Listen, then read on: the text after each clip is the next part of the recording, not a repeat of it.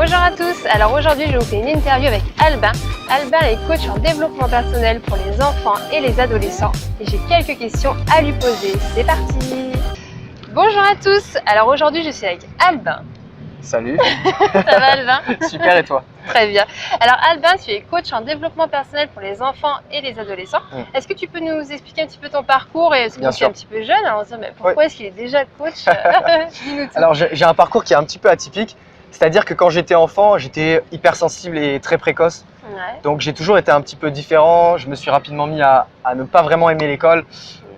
Et durant l'adolescence, je me suis demandé mais qu'est-ce que je faisais là?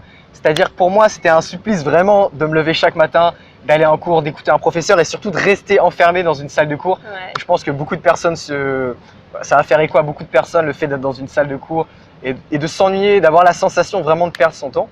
Et donc je me sentais vraiment différent, ce qui m'a amené à avoir des relations un petit peu négatives, à subir des moqueries, un petit peu de harcèlement.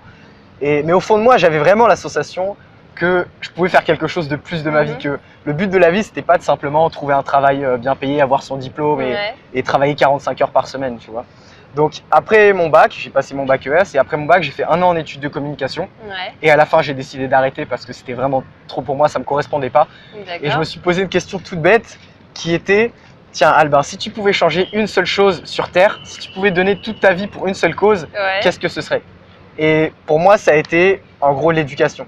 C'est-à-dire que je me suis imaginé si dès l'enfance et dès l'adolescence, on pouvait transmettre aux jeunes les choses qui avaient changé ma vie, à savoir avoir plus confiance en moi, mieux me comprendre, mieux gérer mes émotions et avoir des relations plus positives et surtout vivre avec passion. C'est-à-dire que je pense qu'on a tous un énorme potentiel, quelque chose, on n'a même pas idée des possibilités qui existent. Et donc pour moi, ce qui est vraiment important, c'est de transmettre ça aux jeunes et aux enfants, leur expliquer qu'ils ne sont pas obligés d'écouter leurs enseignants, leurs parents. Alors ça peut sembler un petit peu contre-intuitif dit comme ça, mais surtout ce qui est essentiel, c'est de s'écouter soi, d'écouter son cœur et de se demander qu'est-ce qui est important pour moi, qu'est-ce que je veux pour ma vie, pour les gens qui m'entourent et comment je peux contribuer pour les autres. Donc voilà, j'ai découvert le développement personnel à l'âge de 15-16 ans, justement suite à un mal-être, suite à des mauvaises relations. Et depuis plus de 5 ans, je suis à fond là-dedans. J'étudie la psychologie, la PNL, la pensée, la psychologie positive. Et depuis 1 an et demi, j'organise des ateliers en fait avec des enfants et des adolescents où justement en fait, je vais leur partager toutes les méthodes et les techniques qui m'ont changé la vie personnellement. D'accord. Donc voilà, là pour les ateliers et les coachings, c'est en présentiel avec des enfants et des jeunes. Et pour la partie web, il y a un site internet où je partage ces méthodes-là pour les parents qui ont envie de tester des méthodes de coaching et d'accompagnement et d'éducation avec leurs enfants. Ok, voilà. C'est super projet en tout cas, c'est top. Alors, justement, pourquoi est-ce que c'est important que les parents, les enseignants, enfin toutes les personnes, en fait, tous les adultes qui entourent les enfants, pourquoi est-ce que c'est important qu'elles doivent se soucier du développement personnel des enfants justement? Alors je dirais avant même de se soucier du développement personnel des enfants, qu'ils se soucient déjà de leur développement personnel. Ça, c'est juste le pilier, la base. Nous, par exemple, nous les enseignants d'équitation.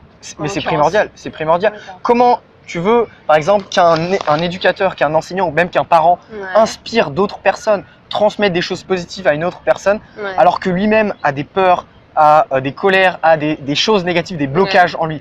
C'est impossible et je pense que ça c'est essentiel de partir déjà de ce qu'on a à l'intérieur avant de vouloir changer le monde. C'est-à-dire il y a beaucoup de personnes, c'est génial, hein, je trouve ça super, qui veulent devenir coach, qui veulent enseigner, partager, etc. Mais avant de vouloir déjà changer les autres, peut-être déjà commencer par se regarder. Alors qu'est-ce qu'on peut faire justement? Typiquement, se demander quels sont nos blocages, quelles sont nos croyances limitantes. Et pour moi, un point qui est essentiel et qu'il faudrait poursuivre toute sa vie, c'est augmenter son niveau de conscience. C'est-à-dire avoir conscience de qui on est, des gens qui nous entourent et surtout de la personne qui est en face de nous. Des gens, l'enfant par exemple, et du cheval. Typiquement, on en parlait, mais je veux dire, ce qui est magique dans le cheval et dans… Parce qu'Albin est monté à cheval. Un petit peu quand j'étais petit, après peut-être que je vais dire… Il y a un papa qui monte à cheval très régulièrement. Très fan de cheval. Peut-être que je vais dire des bêtises, mais je pense que ce qui est essentiel dans l'équitation, et c'est pour ça que je pense que c'est un sport qui est génial, c'est parce qu'on a l'occasion, et l'enfant a l'occasion de se connecter avec un être vivant. Et donc, c'est pas seulement du divertissement ou de l'amusement ou du sport, c'est en même temps le fait de pouvoir se connecter à une autre personne vivante et augmenter son niveau de conscience à travers le cheval. Et ça, je trouve ça formidable. Et est-ce qu'on peut, je sais pas, apprendre ça dans des livres, suivre des formations, je sais pas, aller voir des personnes qui peuvent nous aider? Qu'est-ce qu'on peut faire? pour reprendre la question par rapport au développement personnel des adultes et des enfants, c'est vrai qu'à l'école, on a toujours appris plein de choses. Donc on est très cartésien en France, donc c'est la raison. On a appris les mathématiques, l'histoire, la physique, etc. C'est génial, ça donne des savoirs pratiques. Oui, bien sûr. Mais je pense qu'on loupe tout un pan de la personnalité de l'être humain, qui est à savoir l'intelligence émotionnelle et l'intelligence sociale. C'est-à-dire comment vous parlez à vous-même, quel est votre état d'esprit. Et ça, c'est vital, c'est un truc, c'est le socle, et tout part de là. Tout part des pensées que vous avez, de l'état d'esprit que vous avez et de comment vous parlez à vous-même, la petite voix que vous avez à l'intérieur. Donc, travailler ses pensées, son état d'esprit pour avoir les résultats qu'on veut. Et toi, concrètement, tu as fait quoi? Tu as lu des livres? Alors, j'ai commencé, comme je le disais, à l'âge de 15-16 ans à lire des livres de développement personnel, d'entrepreneuriat, de communication. Et voilà.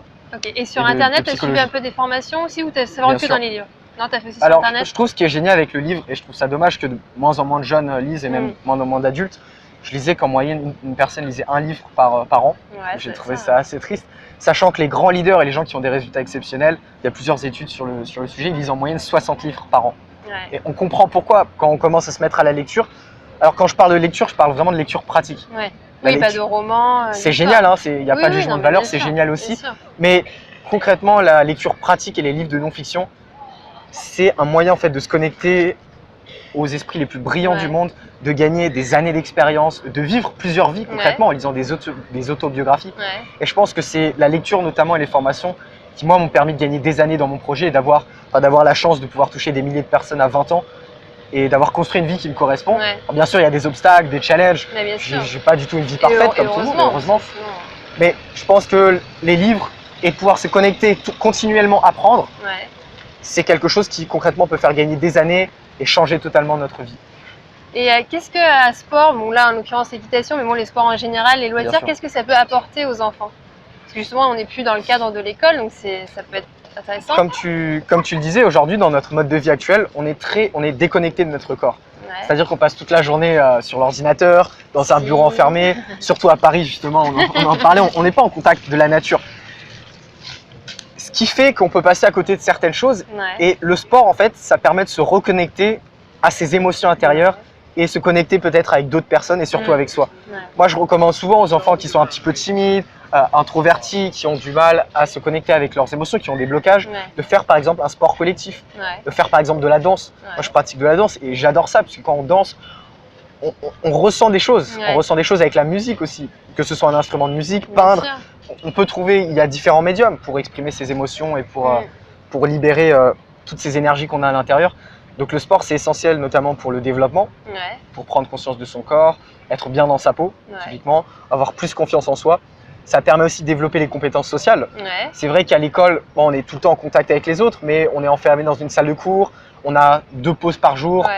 On n'a pas vraiment l'occasion de partager des passions avec nos camarades de classe ou avec les gens qui sont à l'école avec nous. Donc le sport, pour moi, c'est vraiment l'occasion de rencontrer des gens, de mieux se connaître et de dépenser son énergie. Le cheval, on est vraiment dans une relation authentique et peut-être aussi qu'il n'y a pas forcément cet aspect-là dans d'autres sports. Bien sûr. Le cheval, voilà, si l'enfant est stressé, même l'adolescent ou l'adulte est stressé, le cheval va le ressentir. Exactement. On est vraiment quand même dans un sport qui a une relation authentique. Qui demande, je pense, un niveau de conscience encore plus élevé de soi, de ses émotions et de l'animal qui est. Et comment est-ce qu'on peut justement aider les élèves à être conscients de leur corps? Comment est-ce que nous on peut faire en tant qu'enseignant? Alors moi ce que je fais avec les enfants ou les adolescents, la première étape c'est de s'écouter.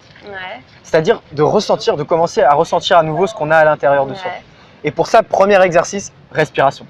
C'est tout bête, mais en fait très peu de personnes savent comment respirer. C'est-à-dire que les enfants et les gens que je vois autour de moi, ils respirent comme ça. On appuie un peu. Ils respirent avec le haut du corps et avec les épaules en fait, tout se passe là. Et ça veut dire que l'air en fait n'a pas l'occasion de circuler dans le corps et de se libérer, de se relâcher. Donc première étape, respirer avec le bassin. En fait, il faut imaginer qu'on a une ceinture ici, la ceinture abdominale. Et imaginez que l'air en fait rentre par en dessous. D'accord. Et juste faire ça, tu vois, rien que de le faire là, ça me détend, tu vois. Rien que de faire ça, je pense 5 minutes avant de commencer. 5 minutes le matin en se levant et de se reconnecter à ce qui est important pour soi avant de monter à cheval. Et aussi sentir l'animal. C'est-à-dire peut-être le caresser, je ne connais pas les exercices, mais se connecter, le caresser, ressentir, être à l'écoute de l'autre et être à son écoute, je pense que c'est super important. Et ensuite, alors comment est-ce que nous on peut savoir si les enfants ou les élèves sont conscients d'eux-mêmes? Est-ce qu'il y a des signes, quelque chose? Alors, la conscience de soi, c'est avoir conscience déjà de qui on est, du monde qui nous entoure et surtout de ses actions, c'est-à-dire les conséquences de ses actions. Un enfant, c'est normal qu'il soit moins conscient du monde qui l'entoure qu'un adolescent et qu'un adulte. Donc, je pense que pour élever son niveau de conscience, ça passe par une introspection. Ça veut dire se poser les bonnes questions. Typiquement, se demander pourquoi on fait les choses et comment on fait les choses. Quand on regarde les gens qui sont autour de nous, c'est triste, mais regardez dans le métro par exemple, il y a beaucoup de gens qui sont dans une routine en fait, qui sont pris dans un cercle vicieux. Tous les matins se lèvent, vont à leur travail, font la gueule, sont sur leur bureau, puis ils rentrent chez eux avec leur voiture pour payer leurs factures. Ils sont dans un cercle, ils sont en mode pilote automatique. Et ce qui est intéressant, c'est qu'on sait aujourd'hui que 95% de nos pensées sont les mêmes qu'hier. C'est-à-dire que se demander à un moment, dire stop, faire un point, juste s'ennuyer, arrêter tous les divertissements, toutes ces choses-là qui nous distraient de qui on est vraiment et de ce qui est important pour nous, et de se demander mais qu'est-ce que je suis en train de faire aujourd'hui dans ma vie, comment je suis en train de le faire, est-ce que les moyens que j'utilise sont bénéfiques pour les autres et pour moi, et où est-ce que ça me mène, est-ce que tout ça, ça a du sens. Et de se poser cette question et de questionner aussi les enfants, de leur apprendre à se poser les bonnes questions intérieurement. Qu'est-ce qu'on peut leur poser du coup comme question? De savoir qu'est-ce qui les intéresse dans le cheval. Typiquement, est-ce que c'est les parents qui les ont forcés à venir là? Est-ce qu'ils veulent apprendre à communiquer avec l'animal? Est-ce qu'ils veulent apprendre à monter à cheval? Comprendre un petit peu quelle est la motivation derrière, quel est le sens derrière. Ensuite, comprendre aussi quels sont les moyens qui vont être utilisés. Le questionner et lui demander est-ce qu'il a conscience de l'être vivant qui est en face de lui? Est-ce qu'il ressent l'animal? Tu me parlais tout à l'heure de l'exercice. Quand tu es penché ou incliné, l'animal, ça va influencer sur l'animal.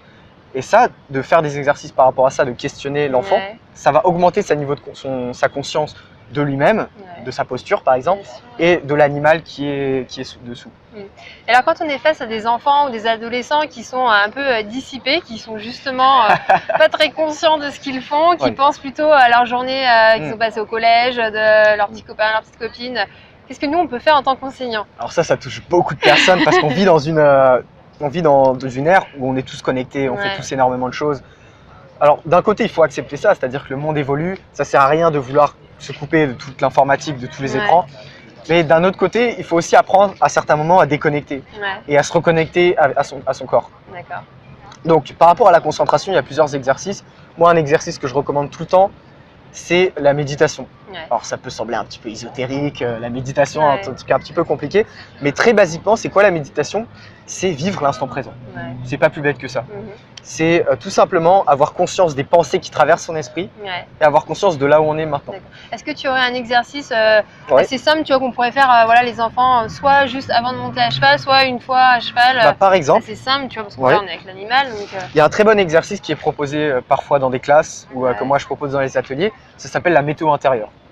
C'est tout simplement, alors ça marche mieux pour les enfants parce que pour les ados ça va être un petit peu compliqué, mais pour les enfants c'est tout simplement leur demander comment ils se sentent aujourd'hui. Et déjà le fait de prendre conscience de comment on se sent aujourd'hui, par exemple je me sens agité, je me sens en colère, je me sens stressé, en prendre conscience c'est la première étape.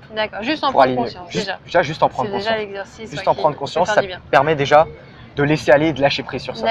Est-ce qu'on peut aussi dire, comment est-ce que toi tu te sens aujourd'hui et comment est-ce que tu sens ton cheval? Est-ce que tu sens qu'il est énervé? Est-ce que ça peut être ça aussi? Bien sûr, tout à fait. Tout à fait. Bon, ça va être je ne suis pas un spécialiste non mais voilà, on peut adapter cet exercice. Ça peut se faire entre personnes. C'est-à-dire commencer à échanger, dire ok, comment tu te sens aujourd'hui? Est-ce que quelque chose pourrait t'aider à te sentir mieux? Peut-être après ça peut aussi se dépenser. Je pense que le sport, ce qui est intéressant, c'est qu'on va fatiguer le corps pour apaiser l'esprit. Et quand on fatigue le corps, généralement on est beaucoup plus dans l'instant présent. Ça nous est tous arrivé de faire une séance de cardio ou un sport très intensif.